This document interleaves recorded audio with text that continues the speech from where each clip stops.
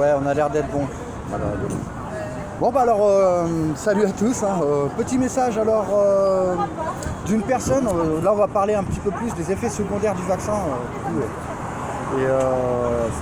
Voilà, un témoignage. Je vous laisse vous présenter. Oui, bonjour. Bonjour aux internautes, bonjour à tous. Le témoignage, moi, c'est simple. C'est que je suis à mon 3e passage aux urgences.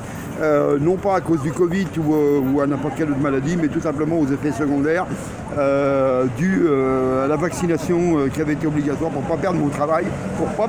Alors j'ai été défavorable à deux doses de Pfizer. La première alerte a été très simple. Ça faisait une semaine que j'étais pas bien suite à mon premier vaccin, et ensuite au deuxième. Et moi je suis chauffeur-livreur, j'ai pas peur de le dire. Et puis je me sentais pas bien. Et j'appelle mon chef, je dis écoute, je me sens pas bien, j'essaie de terminer ma livraison. J'arrive chez un client qui me connaissait, le client il me dit t'es blanc, t'es pas bien. Je dis écoute, c'est pas grave, je vais me reposer, je fais peut-être un coup de fatigue, etc. Première alerte, je me suis fait un malaise. Heureusement pas au volant, je suis conducteur, heureusement pas au volant, je l'ai fait au cul du camion. Première alerte, 4 heures aux urgences sur Paris, plus 6 heures, j'habite Beauvais, donc 6 heures à Beauvais. Où là on a fait tous les examens et heureusement c'était un malaise mais pas cardiaque. Première alerte. 1er août. Ouais, bien. Ensuite, c'est passé à peu près un mois et demi. Et là une autre grosse alerte, un matin de bonne heure pour me lever. Je me lève à 2h, 2h30 du matin. Là d'un seul coup je pose le pied par terre et là tout est parti à une vitesse pas possible. J'avais oublié de préciser que lors de mon premier malaise, j'avais eu l'impression de quitter mon corps quand même. Ça fait une drôle d'impression, ça fait vraiment drôle. Oui, carrément. Carrément, j'ai eu l'impression que tu étais là et puis en fait tu n'étais plus là. Quoi. Ça fait vraiment drôle. Quelque part, c'était un petit peu cette impression-là. Alors quand vous n'avez pas l'habitude, je peux vous dire que vous êtes choqué. La deuxième fois, je vous dis, c'était un matin en me levant de bonne heure. Et là, tout s'est mis à tourner très très vite. J'avais du mal à respirer, j'étais bloqué. Pour vous donner une idée, je n'avais plus que 2 ou 3 respirations par minute, ce qui est très faible. Une tension très très élevée, alors que je n'ai jamais fait de tension de ma vie, j'étais très sportif. Et deuxième alerte, et là je me retrouve aux urgences pour la deuxième fois. Et suspicion d'une embolie pulmonaire. Suspicion d'une embolie pulmonaire carrément. Il y avait les traces d'une début d'embolie pulmonaire. Donc heureusement j'ai été pris à temps. Et la troisième alerte, c'est il y a à peu près 2 mois et demi maintenant. J'avais commencé par des douleurs aux côtes, avoir du mal à respirer, à ne plus pouvoir respirer. Et comme me donner des coups de poignard. Alors moi je vous dis, je suis sportif à la base, et là plus d'efforts, plus rien, j'avais du mal, je ne pouvais pas. J'ai quand même été travailler, je ne peux pas me permettre de m'arrêter. J'ai hurlé pratiquement toute la journée. Et là je dis c'est pas possible, il faut que j'aille voir mon médecin. Je vais voir mon médecin traitant, comme beaucoup font. Heureusement. Et là, mon médecin traitant, heureusement, il m'a dit là ce qui m'inquiète, c'est pas tes douleurs aux côtes, parce que j'avais quand même, comme si on m'avait cassé 3-4 côtes, vous savez, ça faisait la même impression, comme si je respirais plus que sur un seul poumon. T'étais écrasé. J'étais écrasé, j'étais une sensation d'écrasement, j'avais une sensation. Ouais. Surtout, je pouvais plus respirer comme je voulais, quoi. Et j'étais essoufflé, très essoufflé, et encore aujourd'hui d'ailleurs. Mais quoi qu'aujourd'hui ça va mieux parce que j'ai arrêté tout et je fais attention et j'ai repris le sport. Je vais voir mon médecin traitant et lui il me dit carrément, il me dit écoute, moi ce qui m'inquiète c'est pas tes douleurs aux côtes, c'est ta respiration.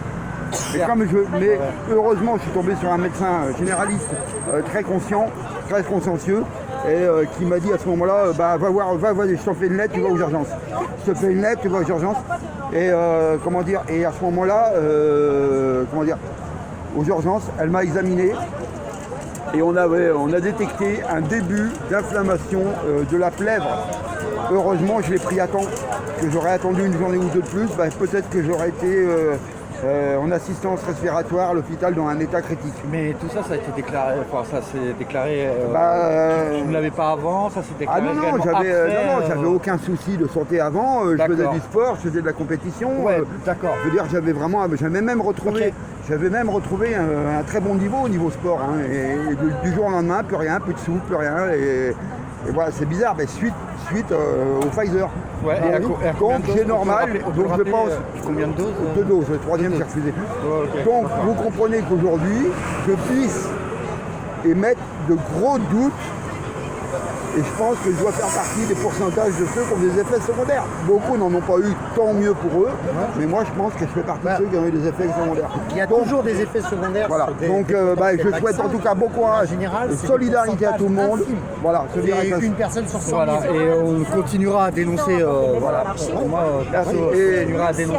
Et c'est pas seulement parce que c'est un ami que je fais le témoignage, mais ça peut servir à quelqu'un pour pouvoir réagir tout de suite, pour intervenir le plus tôt possible dès les premiers symptômes. Ça peut peut-être vous sauver la vie. Oui, voilà.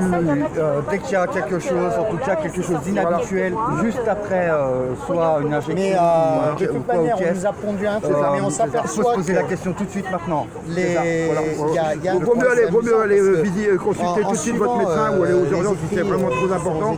Mais au moins peut-être on peut déceler tout de suite. Il y a eu faire en conséquence que ça ne s'aggrave pas plus et que vous retrouviez entre quatre planches les deux pieds en avant. Alors, voilà. on est d'accord. On peut ne pas aimer ce qu'on parle. Comme beaucoup, voilà. Un dernier petit mot très vite. J'aimerais lancer une solidarité auprès de toutes les infirmières, pensez à eux, toutes les infirmières et toutes les professions, tous les médecins qui ont été mis au banc, tous les suspendus qui ont été mis au banni, voilà, alors qu'ils ont voulu simplement, à titre d'exemple, j'ai la médecin Véronique Roger pour la cité par exemple, qui elle, en ayant voulu soigner tous ces patients qui avaient atteint du Covid avec le d'ivermectine, etc., qu'elle a traité, simplement traité en préventif, elle les a tous soignés et tous guéris. Et aujourd'hui, elle est mise au banc des accusés, comme beaucoup d'avocats, comme beaucoup de professions. C'est un scandale. Dans ces cas-là, il faut aller la soutenir aussi. Voilà, on a été la soutenir, justement, ils ont même été surpris du petit groupe qu'on avait formé. Voilà. Non, mais ça s'est passé dans l'Oise. Parce qu'après, ça dépend où vous êtes situé. Là, le médecin était dans l'Oise, donc ça s'est passé dans l'Oise. Mais si c'est dans le Var ou si c'est ailleurs, ça sera dans le Var. Ils seront convoqués là-bas dans le Var. Il faut que ce soit retransmis, relayé et compilé, en fait. Voilà, donc faut vraiment... soutien à tous et en résistance, parce qu'aujourd'hui la liberté malheureusement rime avec résistance et avec combat permanent face à cette société, face à cette marionnette qui nous sert de président. Bon alors à tous les complotistes qui pensent voilà, moi je suis fier, si dire la vérité ou poser les questions c'est être complotiste, qui dire la vérité, si c'est poser les questions et dire la vérité quelque part, ou être prémonitoire de ce qui va se passer, c'est être des complotistes, eh bien écoutez, je suis fier d'être complotiste, j'ai pas peur de le dire, je suis fier d'être complotiste. Voilà, vive la France, vive la résistance. Vive la France, vive la résistance. Merci. Bien sûr, Allez, ça marche. Très fort.